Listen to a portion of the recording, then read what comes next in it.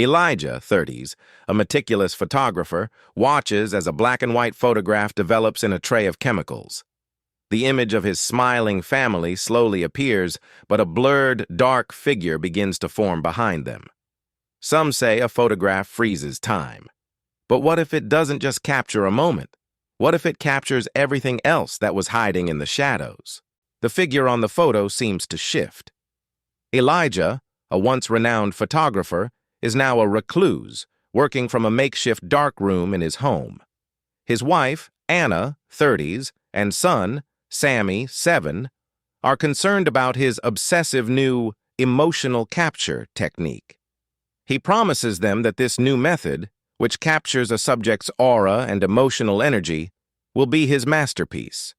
He takes a photo of his family in the living room. Anna and Sammy are laughing, a picture of perfect happiness.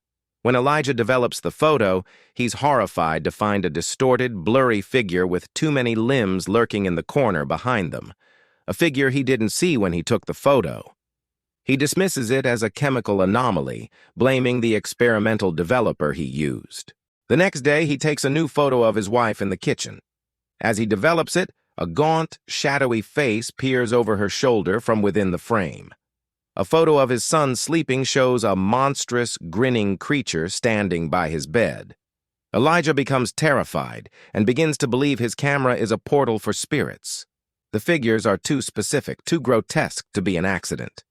He tries to destroy the camera but finds he cannot bring himself to do it. He's desperate to understand what is happening. He discovers an old, worn journal belonging to his father, also a photographer, who writes about similar apparitions appearing in his own work. His father's frantic scrawl warns of residual imprints from moments of extreme emotional trauma. "The camera does not create," the journal reads.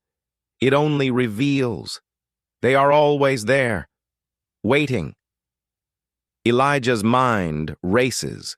He begins to piece together a fragmented, repressed memory from his childhood. An argument between his parents, a scream, the shattering sound of a glass vase. He now understands that the camera isn't summoning ghosts. It's revealing the manifestations of a past family trauma, a residual presence that has haunted his home and his family for decades. He realizes the figures are not random. They are the physical embodiments of fear, anger, and despair. He takes a final photo of his family. The photo develops, and the ghosts are now everywhere, clear and terrifying. A monstrous figure with a dark, hollow face stands directly behind him. He realizes with dawning horror that the figure isn't a ghost of the past, but the literal manifestation of his repressed anger and guilt over his family's tragedy. The journal entry continues, revealing that his father also tried to capture these ghosts, and the final entry describes his father's descent into madness as the imprints consumed him. Elijah looks at his own hands and sees them covered in a fine, dark dust, the same imprint his father described.